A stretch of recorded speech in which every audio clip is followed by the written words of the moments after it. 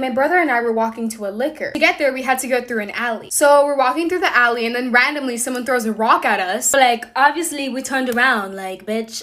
Literally no fucking cap, we turn around and we see a clown looking at us with a hammer in his hand. I thought it was my mom pranking me, so I remember I looked at the clown and I was like, you're so funny, take off the mask. My brother was like, Sam, stop, like, actually, this is a real clown. I remember I looked at the clown and then the clown's like, you have 5 seconds to run. Don't even try yelling, no one's gonna hear you. We flew. This is the best part. So my brother and I, we start sprinting because we want to get somewhere where people are. And the clown starts chasing us. So I remember the clown chased us into this like vacant house. My brother and I didn't know what to do. So we go into the house and then we start hiding, whatever. Tried calling the cops, fucking reception. And guess whose house it was? Guess who met up at this house? So as the clown started chasing my brother and I into the vacant house, we hid in a closet behind a pile of clothes. So then shortly we start hearing the clown's footsteps in the house. He couldn't find us, whatever. My brother and I were still stuck in the house though. We couldn't call anyone, nothing was going through. So we end up getting bored and we're looking at the pile of clothes that we're hiding behind. Guess what? The pile of clothes we were hiding behind were different clown suits. So funny. So we realized, oh shit, this is the clown's house, so cool. At this point, it's like 2 a.m. So I'm assuming my parents got worried because we didn't come home. So obviously they called the cops and a whole ass search was being made for my brother and I. Long story short, they found us. The clown was taken. It was a teenager under the mask. I don't know what happened to the house. I'm not really allowed to walk there anymore. So. Okay, story time. So I work at a jewelry store, and today a man came in looking for a gift for his wife for their 10th year anniversary. He ended up picking out a piece that said, "My beautiful wife." And I said, "Anything else for you today?" And he said, "No, that's it for her, but I do want to make another purchase using a separate credit card. And could you possibly create a different account for me?" And I said, "Sure, what are you looking for?" And he said, "Do you have anything that says girlfriend?" And I said, "Yes." And he said, "Perfect, I'll take it. And do you have anything that says happy 1 year anniversary to go with it?" And I said, "Yes." And he said, "Perfect, I'll take it." So I boxed everything up all nice and I put them in their respected bags. He had me mark a K for Kristen on the bottom of his wife's bag and an L for Laura on the bottom of his girlfriend's bag. I put pretty bows on them. I handed it to him. I said, "They're gonna love it. Have a nice day." And he said, "Thank you." And I just remembered that his wife's name is Laura and his girlfriend's name is Kristen. I must have mixed up the bags.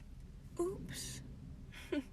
I got hit by a car at work. Story time. So 2 weeks ago, I was at work, obviously, and I was getting trained. But they were training me in a different building. This building just so happened to be behind a grocery store. And during my lunch, I walked over to the grocery store to get a fork. To get to the store, I had to walk through the parking lot, just like you do for any store. As I was walking through the parking lot, I walked behind this parked car. I didn't realize that they were trying to back up, but they were. And then they backed up into me. It was honestly just a little tap, but it still hurted. So it was a young girl, and after she slightly taps me, she comes out of her car, hysterical, freaking out like, "Oh my God, are you okay? Like, do you have to go to the hospital? I'm so sorry." She was freaking out more than I was. To make her feel a little bit better, I was trying to joke around with her, and I was like, "Girl, I'm okay, I'm alive, you didn't finish the job." After I said that, it just made the situation worse. She just stared at me like I was crazy and said, "You need help." And I was like, "Girl, I'm trying to make you feel better for hitting me. Like, actually, you know what? My neck actually hurts. I might just sue. Make her pockets hurt." Story time of how my mom kicked me out at age 15 because she found out I was dating a mixed boy. So basically, my mom wasn't strict at all and she let me do almost anything that I wanted. But when it came to dating, it was a whole different story. I mean, she let me start dating at 12 years old, but every single time I told her I had a boyfriend, the first thing that she would say is, "He better be white." And she'd always say, "If it ain't white, it ain't right." Mind you, my preference was mixed and dark-skinned boys. So of course, I'm going to go after to what I'm attracted to. And at 14, I started dating this kid and I asked my mom if I could invite my boyfriend to my birthday. We weren't really doing anything big. It was kind of just like a family party with a couple friends. And she said yes. Mind you, she had never met him or seen a picture of him, so she was kind of excited to meet him. So my birthday comes around and he gets there. And as soon as he walked into the door, I gave him a big hug, and my mom turned around and gave me the most evil look ever. She pulled me aside, and her exact words were, "Is this a joke?" And she literally said, "I trusted you enough to not bring this kind of hood in our house." Part 2 of how my mom kicked me out at age 15 because she found out I was dating a mixed boy.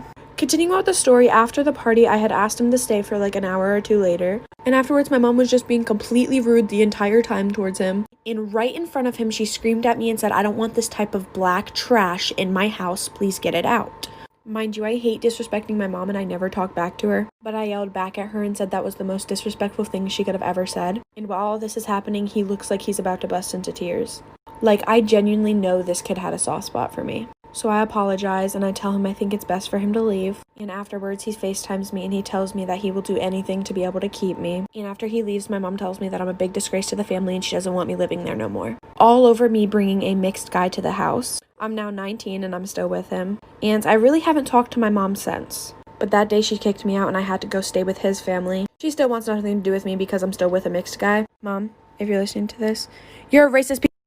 Story time of how my best friend got so weirdly obsessed with me that she even plotted to kill my boyfriend. So at the time, me and this girl, let's just call her Olivia, had only been friends for about 2 years. I mean, we really did everything together. We were with each other 24/7, and I mean, we were pretty good friends. But the only thing about our friendship is she did not like when I had other friends. I mean, she didn't have any other friends herself, but literally she would joke around about strangling my other friends because she didn't like when I gave my attention to anyone else. But honestly, I just thought of it as a joke. And then I started dating this guy, let's just name him Jacob. He was probably the sweetest guy I had ever met, and he was a real simp for me. So we started dating and about 4 or 5 months go by, and he started getting these texts from a random number. And it would always be cringy things like leave her or you die, get away from her, and like stupid cringy threats. Then one night, me and him were just hanging out. Then he gets a text with his exact address saying he had till tonight to leave me or he wouldn't see another day.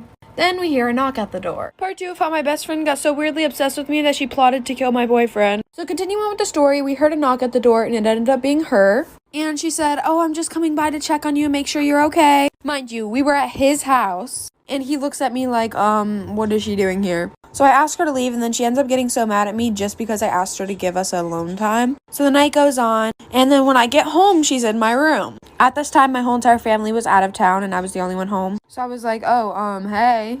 It was literally just like a normal night, and then I go to shower, and when I get back out of the shower, she's gone. And then my boyfriend calls me, and he goes, "Why is Maddie here?" She had like this black mask on, but she's stupid enough to not realize that we know it's her. And I mean, we're being real here. She was my best friend at the time. So of course he's not going to call the police on her.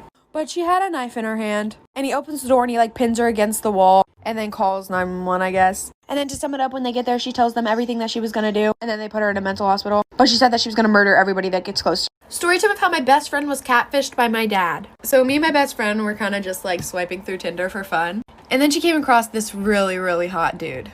So of course, she swiped right. And they talked all night long. And he said he had an Android, so he couldn't FaceTime, but his messages were blue, so I thought something was off. She was too blinded to see that something was up in the first place because she was messaging with a really hot guy. So about a week of them just like texting back and forth and I guess getting to know each other, they decided that they were going to meet up. So they both decided that they were going to meet up at an Olive Garden near them.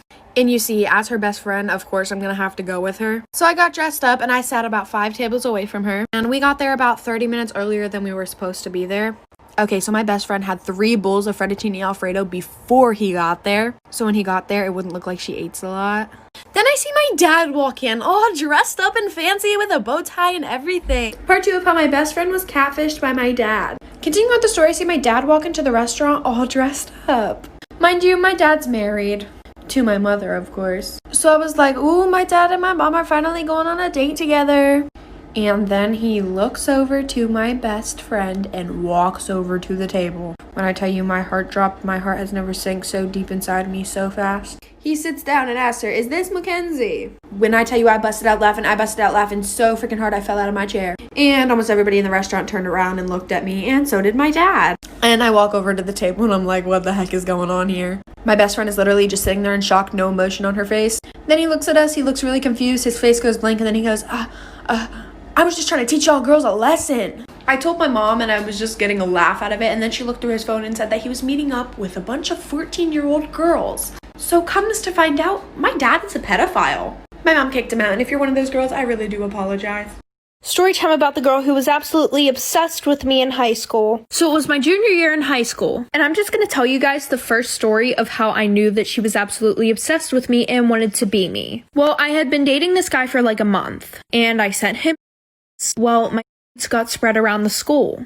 And everybody knew they were mine until this one girl, and we're gonna call her Addie, started saying that they were hers. I guess one of my friends was talking about it in class and they were like, OMG, did you hear that her got leaked? AKA mine. And Addie was sitting at the same table and she said, no, those are mine. And at first I thought this girl was just trying to be nice. I was like, oh, well, that's nice of her, you know. Like, maybe she's just trying to say that so that way nobody will bully me, I guess. Well, the one day I texted her about it. And I was like, hey, like, you don't have to do that. It's fine. I'll take responsibility for it. I did it. And she was like, what are you talking about? Those are my... Part 2 about the girl who was obsessed with me. So like I said, she basically told me that those were her... even though I took the pictures and I knew they were mine. But I was like, okay, whatever, I'm not gonna argue with her. Well, then I get a text from my boyfriend, and he goes, what the fuck, you're so weird, why would you send me somebody else's pictures? And I'm just sitting there like, what the f***? And I tried to explain to him that I had no clue why this girl was saying they were hers. But then he said that it was weird as and he broke up with me. So like a week later, I see them walking around school together. And my friends tell me that they're now dating. And I really wasn't that mad about it. I was like, okay, maybe that's the only way that she could think of to get a boyfriend. Well, I forgot that my Instagram was logged in on his phone because he had super bad trust issues and wanted to make sure I wasn't cheating on him. So I text him and I'm like, hey, can you take my Instagram off your phone? And I saw that he read my text message, but I got no response. Well, a week later, you guys are never gonna guess what happened. Part 3 about the girl who was obsessed with me. So like I said, I texted him and I got no response back. So I run into him the next day at school.